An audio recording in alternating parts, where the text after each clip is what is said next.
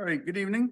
Today is February 20th, 2025. This is the Mount Lebanon Zoning Hearing Board for appeal number 1867 for the property at 148 Rock Haven Lane. The appellant is Jeremy David. I will start by asking the reporter to swear in anybody who will be giving testimony. So if you could please stand and raise your right hand.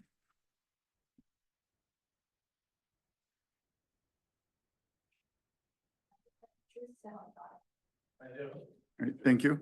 All right, for the board, we'll go over the contents of the material we've been given. In addition to our cover sheet, we have the application. I will note that this is zoning district R1. We have the notice to property owners and interested persons. We have the copy of the Mount Lebanon legal posting that was run in the Pittsburgh Post-Gazette and a copy of the advertisement for the same. 4 color photographs of the property. And then a descriptive variance application by Mr. and Mrs. David. Copy of the cash receipt. And a survey. The survey is there a date? Here we are. Survey dated September 17, 2024. And it's by Arpenteur, Arpenteur, for the property. All right, we will begin by. Mr. Chairman, I Yes. also have several still photos and a couple videos that the appellant has given me, so whenever they are ready to play them, we can also cue them up on the screens. All right, very good, thank you. All right, so at this time, this is your opportunity to come up to us, just identify who you are and state your case as to why you believe the appeal should be granted. My name is Jeremy David, from 148 Rock Haven Lane. My wife and I purchased the property, less than 2 years ago. And, it was shortly after that time, we noticed several, acts of trespassing, in our yard, and, it's continued on and on. And, this is why we've kind of sought this variance out, due to, we applied for the permit originally.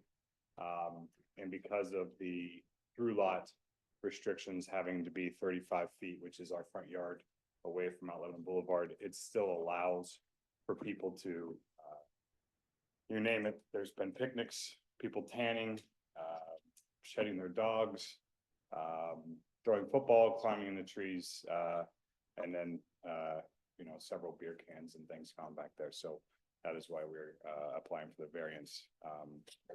Has everybody read what I wrote up at all? If not, I can recap that. I don't want to waste your time. If you've already read it. We have read it, so Okay. so you do have that background. Yeah, so that's what I present to you. I have several videos that we can show you just as proof. I think there's a few of them. There's several of them that Ready to do that now? Yeah, I don't know how this is supposed to go, so I don't know if there's like an outline to it all, but yeah, we can show those now. Mr. Sharp, is that on this screen or this? It'll be above. Okay, very good. I can speak to this one here. I may have been mentioning it earlier. My neighbor and I were at the top of our driveway just taking out the garbage, and this is 9 o'clock at night. A young kid and their parent appeared at the top of the hill where they began sled riding. And I had to go over and ask them to please leave, so.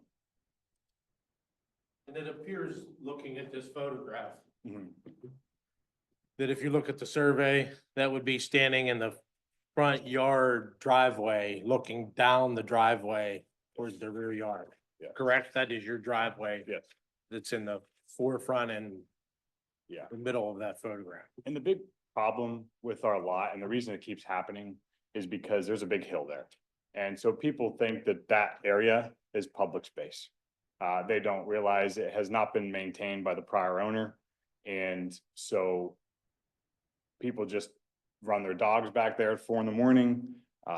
They just think it's a public space. And my thing to you is I'm asking for your guys' help to help with the safety of the residents around the area as well. It's also a liability on my end to have that back there as well.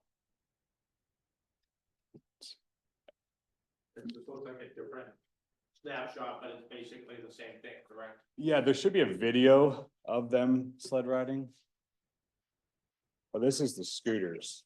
So in the top right corner, you can see these two kids come up the driveway.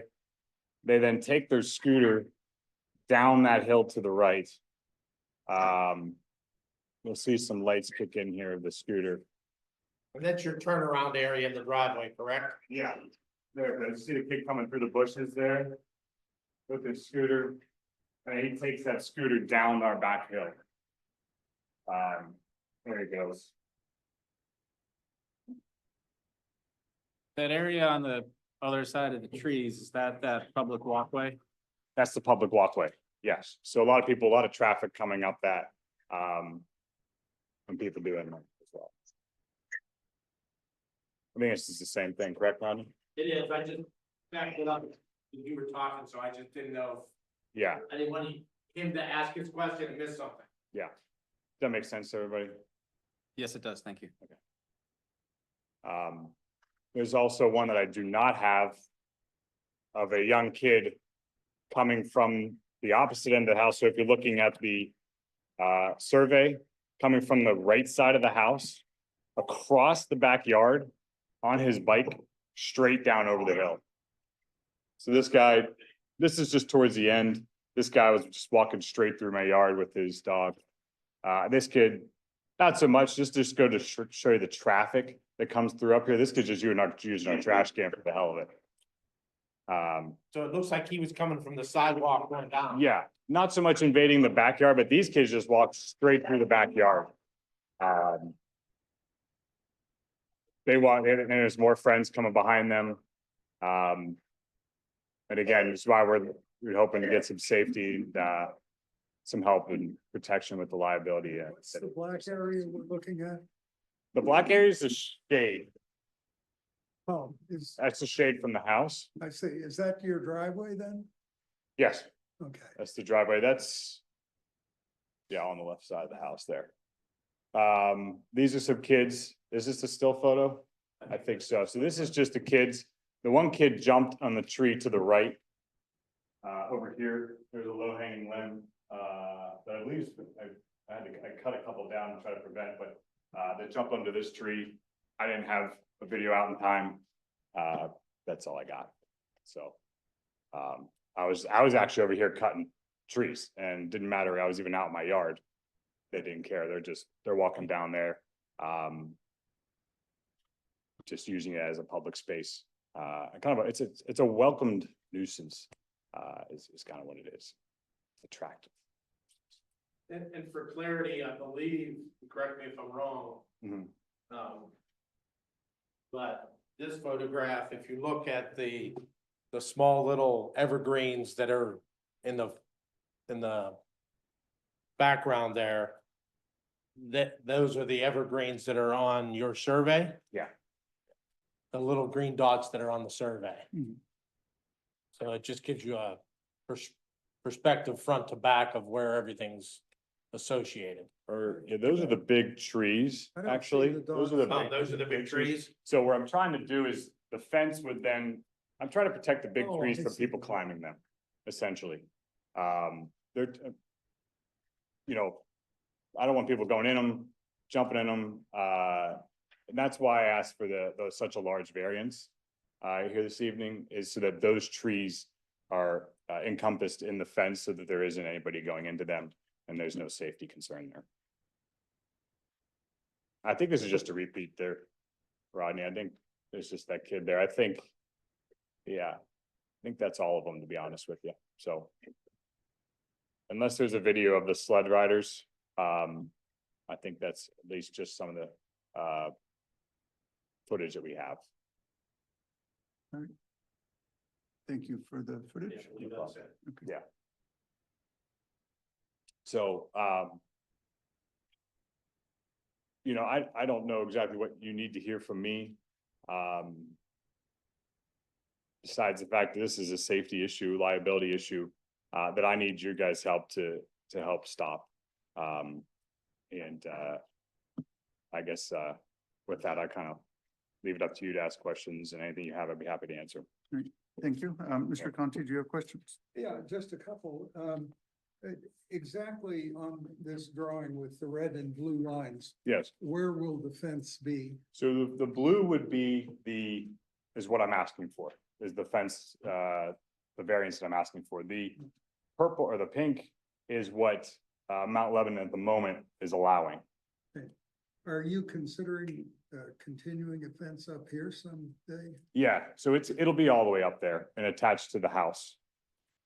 What you're planning now? Yes, So what you're planning now would be everything.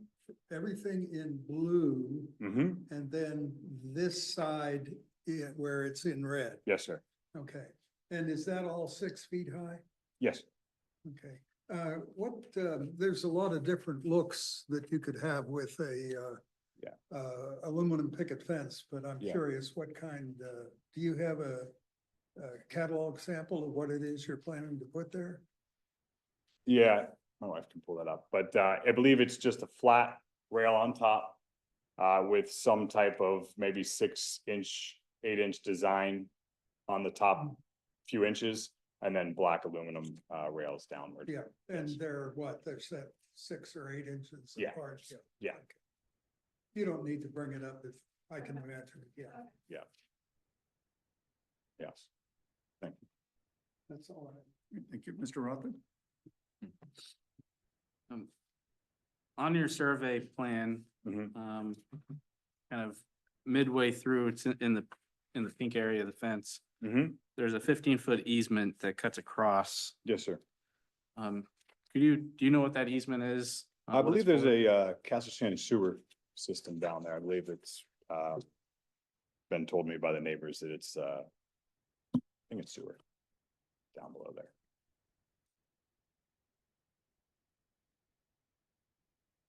The other point I also, that you guys probably read, is that the people next door already have a 12-foot high sports court fence in their backyard. And they were granted a variance. I forget exactly what year, I believe it was 99. So they kind of know, they know about that easement you're talking about, so I bring that up. And I believe technically, if they needed to get to it, they told them that they would have to break out their sports court Okay, and get to it. So we know, knowing that if something were to happen, they would have right away into that, obviously. do you have any plans on putting gates at that location, or would you just accept if they have to get in, they'll take that section of fence out? Yeah, I think there'll be a gate. I mean, I actually plan on putting one, a bit bigger one for a car to get through at the top, possibly near the driveway, if needed. But I would assume at that point, it was probably be such a big job that it's probably coming down. Yeah, utility workers typically walk easements periodically. Mhm. You might consider that. Yeah, they'd be welcome to do whatever they need to do. No, I mean, in terms of having a gate there, Oh, yeah, we'll have a gate. Yeah, or you mean not allowing a gate or having a gate? having a gate. Yeah, there'll be a gate down here at the bottom, I believe. Yeah, so they can get in and out.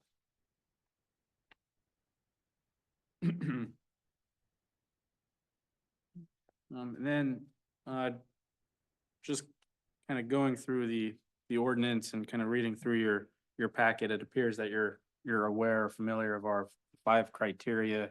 Yes. Just to kind of verbalize it. Yeah. Kind of walk through and touch on each one. No problem. So the first one is that there are unique physical circumstances, excuse me. That there are unique physical circumstances or conditions, including irregularity, narrowness, or shallowness of the lot size or shape, or exceptional topographical or other physical conditions peculiar to the particular property, and that the unnecessary hardship is due to such conditions and not the circumstances or conditions generally created by the provisions of the zoning ordinance in the neighborhood or district in which the property is located. Yeah, so to answer that, you know, there's multiple things. One, there's the public walkway right next to it, that presents a challenge. Topographically, with that hill, it almost sets apart both lots, allowing people to think that it is a public space, to be used. Those are the two, probably big things that make that, you know, topographically, unique, and that sidewalk there, compared to most properties. Would you be able to describe or better explain the topography, how steep? Yeah, I would say it's probably, a good 15 to 20 foot hill. I'd say 20 feet, where most people and the previous owner had trees along that area that almost divided the lot. And before purchasing the property, I think people for years thought that that was public land, because it's such a steep drop, almost 20 feet down to the next lot, below. Does that help answer your question? Yes, it does. Thank you. Do you guys see anything? I mean, does this strike you as a unique property in that sense? That's still what we're Okay, trying to determine. Yeah. And then, so I guess in terms of lot, I guess the shape of the lot, kind of discounting the topography, there's Mhm. kind of, and it's not over, it's adequate size, not shallow or narrow. no, I don't think, but that's just, one of the many ways you can describe it, right? I think, you know, on here it says other physical conditions, peculiar to the property. And I believe that that sidewalk there, that public sidewalk is very, unique, and I don't think, there's very many other properties in Mount Lebanon that have to deal with, the constant, traffic that goes through there. And I'd say probably very rare that have a yard that can easily be cut through, that's gonna get you somewhere onto another sidewalk. So yes, is it narrow, shallow? No, but is it, you know, with the topography and the land and the traffic that comes by there, unique? Yes, yeah, I believe it is. Thank you. Mhm. So the second one is that because of such physical circumstances or conditions, there is no possibility that the property can be developed in strict conformity with the provisions of the zoning ordinance, and that the authorization of a variance is therefore necessary to enable the reasonable use of the property. So can you explain, I mean, you highlighted pretty clearly on kind of what the fence would look like Yes. in conformance with the ordinance. Mhm. So could you kind of expand on kind of why that would not suffice and kind of meet your need? Yeah, I mean, I think, so you're stating, you're saying that, well, I'll just answer the question. So basically, I mean, in other ways to somehow protect this land, there isn't, unless I were to, I don't even know how, but no, there's not many other ways you can protect this area and this land and to make it safe for, other residents near and people that are nearby, other than a fence.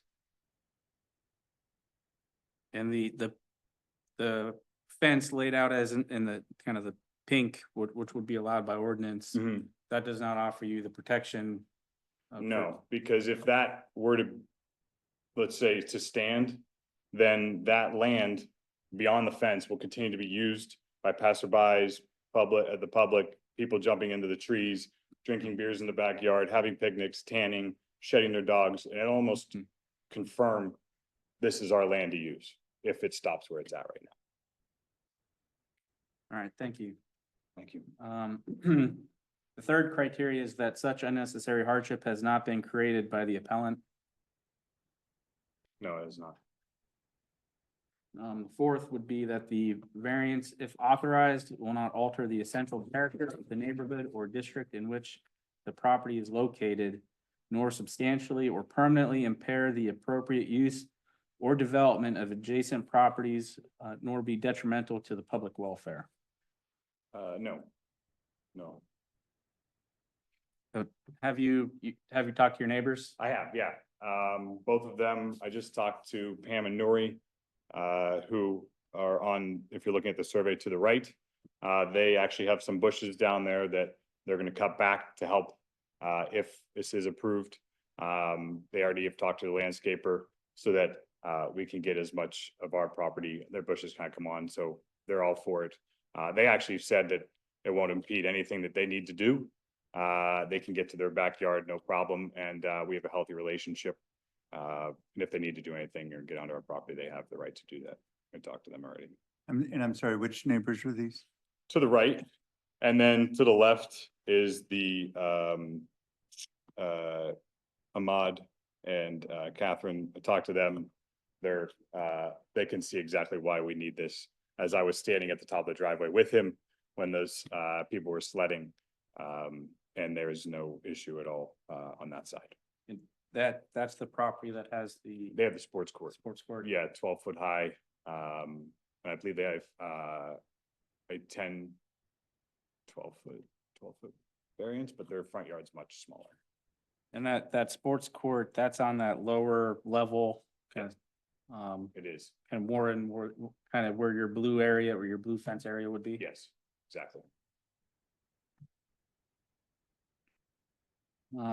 And then the last criteria, the fifth criteria, if authorized, that the variance, if authorized, will represent the minimum variance that will afford relief and will represent the least modification possible of the regulation and issue. Yes, I believe that that's the minimum amount because that encompasses those large trees to prevent anybody from climbing them and hurting themselves on them. Thank you. I have no more questions at this time. All right. Thank you, Mr. Rother. All right, so I'm also going to go through the different questions. Your property is a through lot, and we know that, but your adjacent properties are also through lots. Yes. So when we say unique, Yeah. it's not unique insofar as those are Mhm. also. So what is different about your property from those properties that makes it more difficult for you to comply than they can comply? Yeah, so number one, the adjacent property already has a variance. I think that needs to be pointed out again, and they don't have an issue. Pam and Nori here, they did have issues. They had to call the police on people that were playing cards. They found a large bin of coins in their backyard. And they've had some issues back there, but they have set up a point where they don't have anybody going through their lot, right? That issue has been gone, but they have nobody going through their lot. And how is Because- that? How is it that they don't have any? Because they're not next to that public sidewalk. They don't have anybody coming through because they're not next to the public sidewalk. They have a large amount of shrubbery in the back there. But when people come through ours, it's basically a through lot for them because they get to walk through it and cut off distance they have to walk. So you could do shrubbery? Yeah, as you can see, I mean, I'm trying to, but it's not working. And ours is a much larger lot, just as the one next door to us. As you can see, theirs is quite narrow. And actually, there's not much back there because it's a parking lot to the right. So no one's going back there, whereas ours is much larger and it's more of a field, like like I said, an attractive nuisance. Their backyard is not. This is a land that needs to be protected. I mean, so there's a perception there's public access, but doesn't that apply to any unfenced property in the township? No, because this is again, next to a public walkway that people are near all the time. there's through lots, but there's no public walkways next to theirs. And people aren't gonna cut through their yards. Let alone two sidewalks, not let alone the Mount Lebanon Boulevard sidewalk that's heavily trafficked too. So you may have a through lot, but you don't have a public sidewalk and another public sidewalk where people are passing by constantly. And that's what's unique about ours. What you're suggesting is that the cut through occurs from along Mount Lebanon Boulevard this way, like this? Absolutely. Diagonally Yep. to this walkway. You got it. Yeah. So, but on the survey where it's in pink, Mm-hmm. that fixes your cut through problem. Yes, that does fix the cut through problem, but that does not fix the problem for people who wanna have a picnic, who wanna tan, who wanna drink beers, who wanna shed their dogs and all that. Okay, so because that part fixes the cut through problem and you don't need a variance for that, for the Mhm. pink part, Yes, I'm not gonna, cut through doesn't matter anymore then. but Right. don't you think the safety of the people going in the trees? The cut through part doesn't matter. We can talk about the other, Yeah, let's. but the yeah, cut through part doesn't matter because you can get the pink area without a variance. Absolutely, you're correct on that. Okay, But the reason I'm asking for the variance is to protect those trees from people climbing in them, from people getting injured on my property. sure. And that is why I'm here to do that. But you are correct in saying that the current fence would stop the cut throughs, but it would not stop the people playing in the yard, tanning in the yard and doing everything that I've stated before. All right, and Yeah. I understand what you're saying. So in part two, it's the clauses, without the variance, you don't have, it says therefore necessary to enable reasonable use of the property. So your house has been occupied and used as a residence since 1990. So why is a variance necessary now when it's been used for 35 years as a house? I don't think the current owners cared. I don't think the current owners were there very For the often. current owners. Previous, excuse me. Thank you. Previous owners cared. She wasn't there, the last year for, of owning the house. I don't think that, I think she kind of kept the out of sight, out of mind. And, that's her choice. I'm more worried about the liability and the safety, of the residents and, people on the passerbys. So, but you would agree that it has been used as a house for the last 35 years without the variance? It has. Okay. I don't see And- how that's significant, and it's, Well, it's significant because the ordinance specifically says the variance is necessary to enable the reasonable use of the property. So like, what are you not able to do on your property that's prevented with the setback as we were suggesting? What can't you do? I can't protect that area of the yard. That's what I can't do. I can't But you protect. can use it. You have I- reasonable use of it. I can use it, but I cannot protect that area of the yard. And that's what I'm trying to do. That's how I'm trying to use it. I'm trying to use it by protecting that area.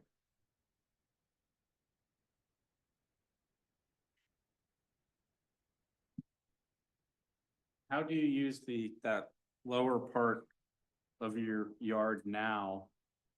And how would that change? Or would that change if granted the variance? Well, I think,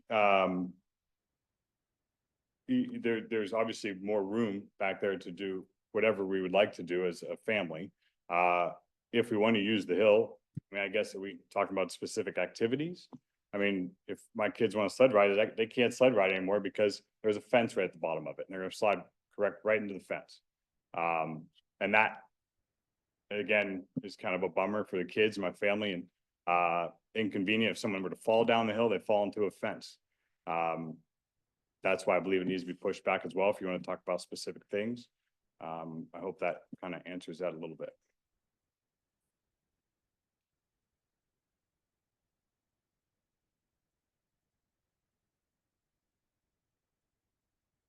Does that help answer your question, Lon? Yes, it does. Thank you. All right, I'm gonna move to number 4, which we had talked about the altering the central character of the neighborhood. But it also says permanently impair appropriate use or development of adjacent property, which you've discussed. It also says nor be detrimental to the public welfare, which isn't something we usually talk about, but it is in the language. So it has been used by the public for years. You've said that likely it's been used, the house, I don't know when the sidewalk was built. Mr. Sharber, do you happen to know? I do not. I mean, you can see that part of, if you look at the survey, the public sidewalk goes from the cul-de-sac at Rock Haven Lane, goes down, and then there's a set of steps. And then it goes to the circle. And if you look at the circle, if you're going down the sidewalk towards Mount Lebanon Boulevard, the right side of the circle sidewalk is actually on Mr. David's property. Mhm. It's within that easement, the diagonal dash line that sort of follows the edge of the driveway. And he's sort of following it with his fence, and then he kicks it out to square it off. So you can see that that was the public sidewalk that he was talking about, where people then access the sidewalk along Mount Lebanon Boulevard. And I guess that's what causes, whether they don't want to use the steps and they cut through the yard diagonally, through there. If it helps, you can see on this is an aerial shot that is the municipal GIS. So it shows the contours. That lower area, if you look at the contours compared to the circle, that lower area is also the only flat area of the yard. Yes. Everything from where the pink fence would be basically the bottom of the slope. So I think that's what Mr. David was trying to explain, is that the fact that that bottom flat area is used by the public, either they cut diagonally from public sidewalk to public sidewalk, or they just venture off of the public sidewalk along Mount Lebanon Boulevard to basically use that at their own free will, because it is a flat sort of park-like setting when you drive up Mount Lebanon Boulevard. Mr. Sarver does bring up a good point. I mean, ask, how am I gonna use it, right? The top part of my house is slightly sloped, right? So if I have that flat area, that's a wonderful area for my family to play in as well. And you can play in it now, though. No, it's a slope. It's a slope. My whole yard is a slope. Whether there's a fence there or not, you can still play in that area that's on your property. Yes, but I'd like a fence. Again, that's why I'm here, is to protect it for the safety of the passerbys and the trees and the liability that I have to protect my yard. That's why I have to get that. So, all right, so I'm gonna go back to the detrimental to the public welfare. I mean, I think you would agree that, yes, that fencing it off would create a disruption for the people who have been using the space. We're closing it off. They're no longer allowed to use it. No, it's not theirs, is it? Exactly, but they've been accustomed to using the space There's no one that's. since ever, right? Since before the, Consistency to that. I'm sorry? There's no consistency. There's no, one person, right? It's just one-off events. The public, though. Yeah, but It's public welfare, so we're talking about the neighbors in the area, the people who live on the street. It doesn't have to be one person, it's everybody. Everybody who has been using that area for 30, 40, 50 years. Your fencing it off would be disruptive to that, correct? no. No, it would not. No, So it's not disruptive to the people who have been, like you say, sunbathing or picnicking or sledding. It's not disruptive to those people to put a fence in this area? I mean, it's not the right to be there. Correct, I guess it's, okay, I get yourself. I'm sorry, I get what you're trying to say, okay, I disagree, but I get what you're trying to say, is that there's people that use it. I don't think they have the right to use it, that's why I'm here. well, I mean, have there been signs? Have you put signs up or, no trespassing, private Yeah, but I area, don't these think type of that's- things? Yeah, I don't think that's gonna. Have you tried? It's not gonna stop a 16-year-old kid flying, So you haven't tried, is what you're telling me. I have not, no. Okay. I don't think, again, I think it's such a large area that one little sign is not gonna do it justice. I don't Well, believe. 1 sign, 6 signs, 12 signs, 15 signs, I don't know. But if they don't know that it's not public, then yes, they're going to assume that it is, especially if there's been no signs forever. Right? So we're talking about public welfare, which is not, I mean, it is says nor detrimental to the public welfare. And we've had the public, like it or not, using this area for at least the past 35 years before you bought the house. Right? Yeah. And at some point, the public, I don't know if they formally have a right to it, but we have to look to see, is putting a fence there detrimental to the public welfare? When you're looking at your blue line and it goes right up to the sidewalk, we don't allow fences directly to the sidewalk. It pushes people into the street and it's a dangerous situation. It will not be right up against that sidewalk. I mean, It'll I'm be- sorry, it's hard to tell with this, but Yeah, we, it's back. you know, I think I don't know what it is from the sidewalk, but, I thought it said 3 feet from the property line. from the property line, but it's also from the edge of the road, 17 feet. I don't have it exactly from the sidewalk, but you can imagine, I believe it's probably 8 or 9 feet at the very least from the sidewalk. 17 feet from the curb. The so curb, from it's, the edge of the curb, which means okay. it's probably 8 or 9 feet in. So it is not right up against No, the no, sir. street. Okay. No. I mean, and that's important. Yeah, it is. And look, I would, well, I just think I'll let it be, but, I would I say I based on the apologize on the survey, drawings. That's just me drawing, so I apologize if it's not clear.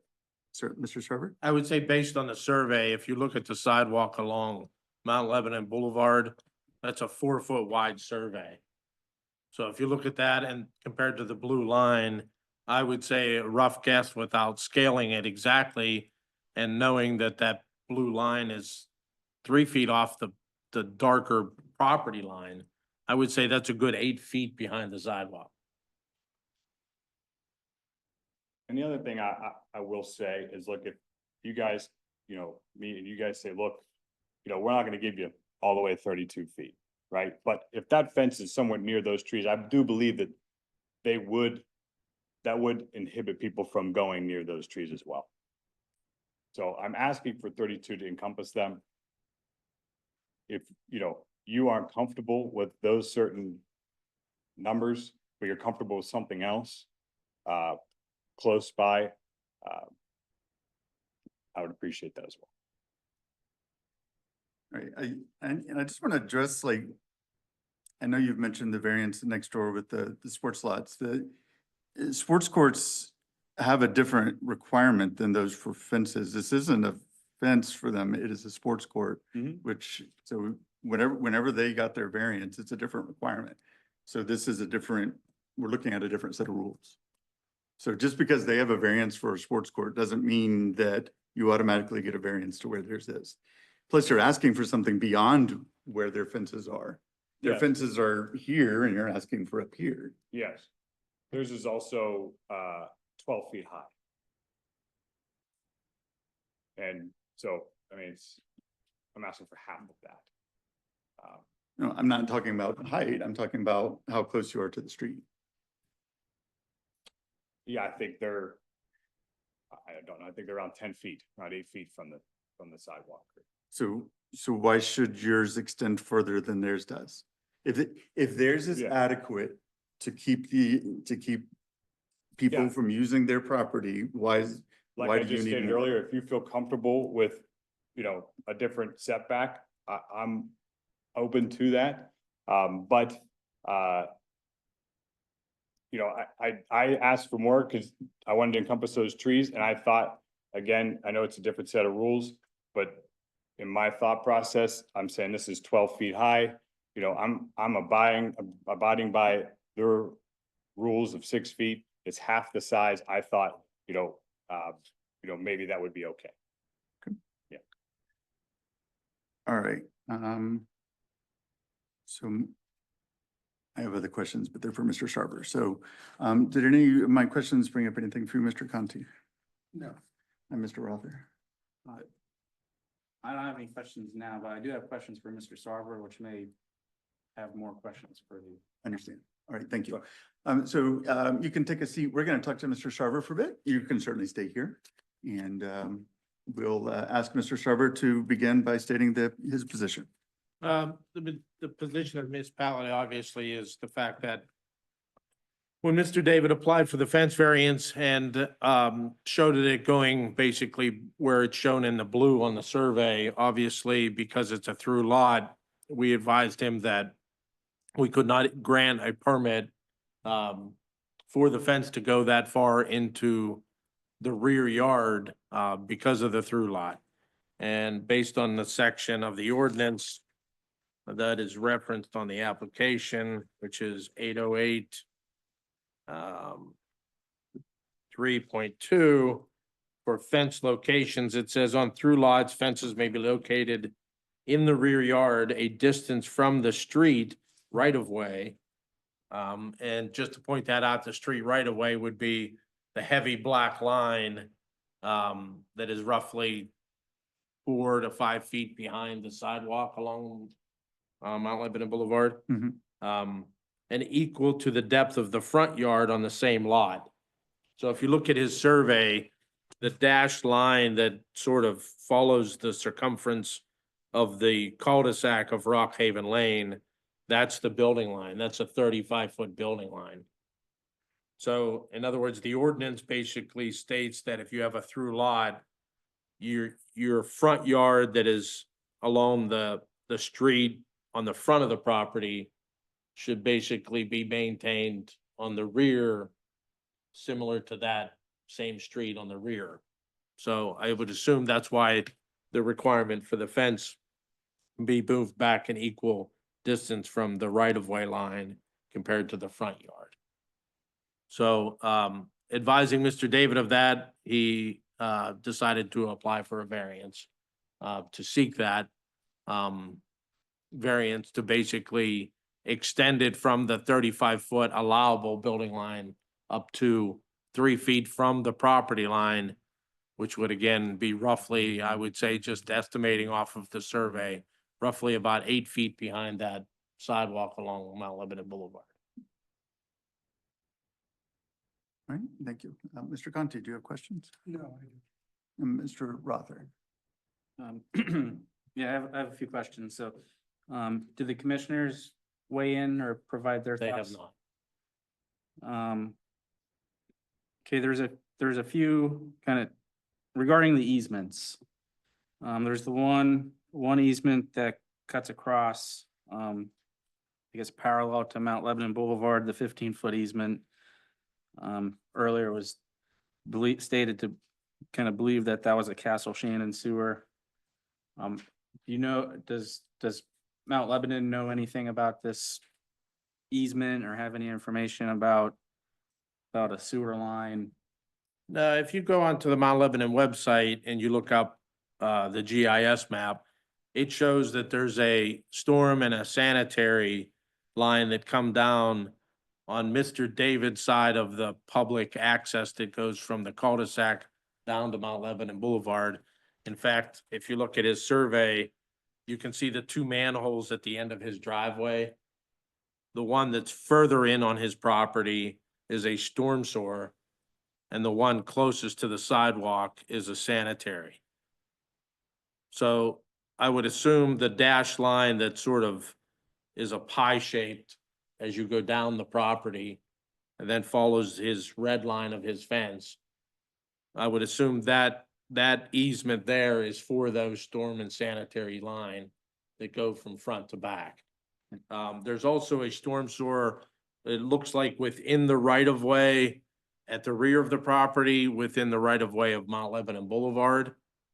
So I would assume maybe that at the time that the plan was recorded, they possibly plan to put the storm sewer that runs down through there, through that 15-foot easement. But we show no record of any of the Mount Lebanon's public utilities, which would be storm or sanitary, running through that 15-foot easement. Okay. So, and I don't know why it would be a Castle Shannon line because everything uphill from that is Mount Lebanon, so if you go further down, then you get into Castle Shannon, but I don't know why there would be a Castle Shannon line coming from Mount Lebanon into Castle Shannon. I think it's Mount Lebanon, it's just connect. Yeah, so I don't believe there's anything in that easement, but there's no public utility for Mount Lebanon within that. Okay, thank you. And then on the, I guess, the utilities kind of running parallel to the public sidewalk.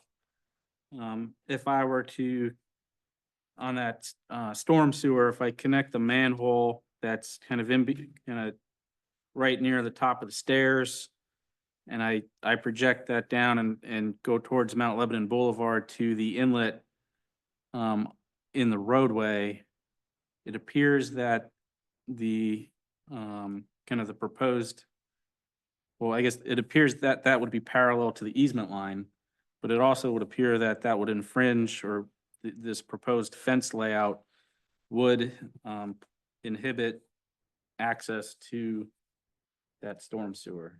So typically on fences, if they are proposed to be placed upon the owner's property and there is a right of way or easement there, if we issue a permit, we will always place a note on the permit, the approved permit plan.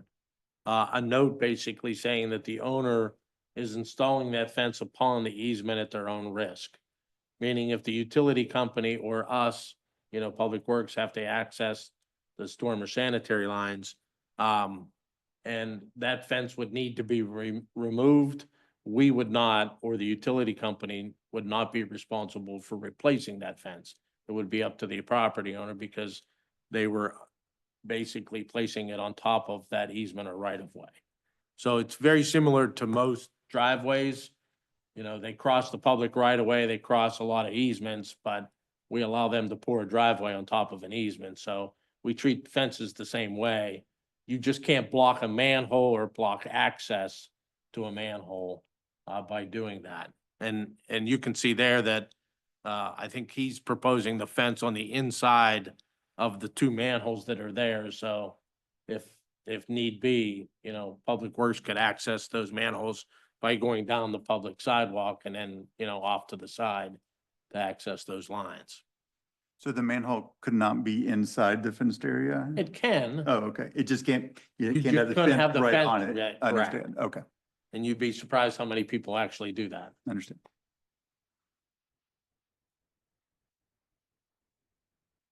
Yeah, I have no further questions. All right. Are there any circumstances where we allow fences in front yards? No. And the reason I ask is the language says, So if you look unless at, otherwise stated, no fence shall be allowed in the front yard. So otherwise stated implies well, there might I be. take that back. So if you have a wall, a retaining wall in the front yard, Mhm. our grading ordinance requires that you have a 4-foot high chain link safety fence. And on top of that wall to prevent the occupant or anybody on that property from falling over the top of that wall more than 4 feet. So it requires a 4-foot high chain link fence. That's the only exception that I know of that we allow fences in the front yard would be to protect somebody from falling off the top of a wall. Okay, thank you. And you had already mentioned, I'm sorry, you already answered the question that Mr. Rother posed to you, so I appreciate that. All right, let's do public comment and then we'll come back around. Is there anyone online for comment? And if there is, they can raise their hand, but there is nobody on. All right, very good, thank you. All right, if you want to come up, I believe you said you had additional questions, so Mr. Rother will ask. I guess based on kind of the questions and the answers from Mr. Sarver, with the easements and knowing the risk of putting a fence in easements, does that change your proposed layout at all?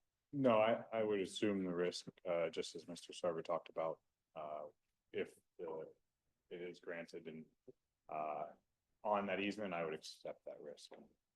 You okay with those terms? Okay, thank you. When I look at the layout, your property line goes all the way to directly adjacent to the walk-through sidewalk.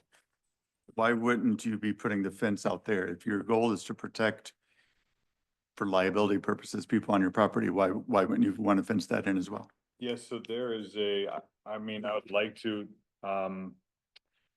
where that easement comes through.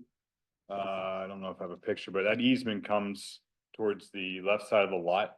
There's a large Norwegian spruce there.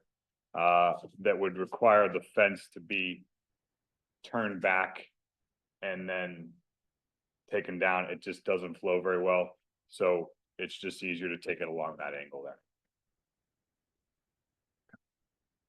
This whole area there, that reason that comes in is because it's one very large hill, very, very steep hill.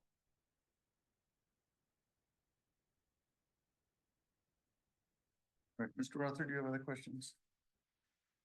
I do not. And Mr. Conti, do you have other questions? Right, do you have any other things to say? And No, like I said earlier, look, if whatever you guys are comfortable with, I'd, love to have the 32-foot variance. If you're not comfortable with having it all the way there, and you guys discuss among yourselves, say, hey, we are comfortable because the neighbor has this or that, I would understand that as well, rather than have to go through this whole process again to ask for something else.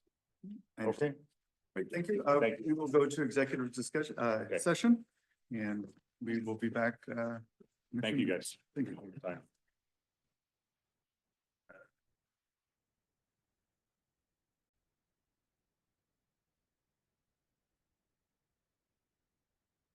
Are you ready? All right, this is zoning hearing board for appeal 1867, and we are back on the record.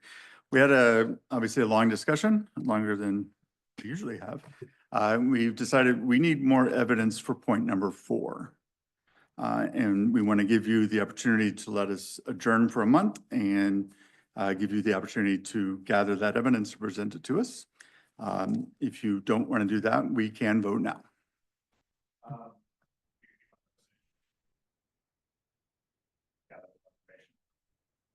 All right, very good. So with that, we will adjourn for this month. The next hearing is next month. Do you have that date? On the 20th or something.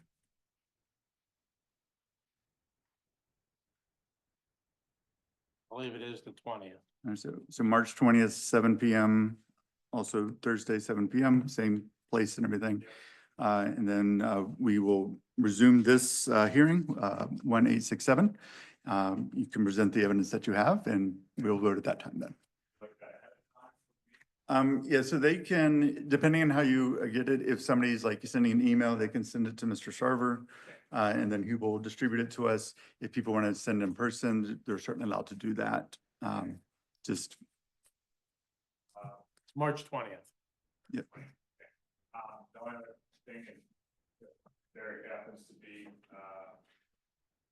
my wife doesn't labor, would that be postponed It- next month? we could adjourn it for us another month, I believe. Is that right? Yeah, as long as you would be okay with Yeah, as that. long as you're okay, I think we understand that those issues. And so we would just postpone it to the next month if, yeah. So that, you're okay with that? All right, very good. So with that, we are off the record. Thank you. All right, so next month, March 20th, and I saw we already had one. Yes. Right. Congratulations. On coming baby, is it due then around March 20th? Oh, very good. Okay. My wife would agree with you.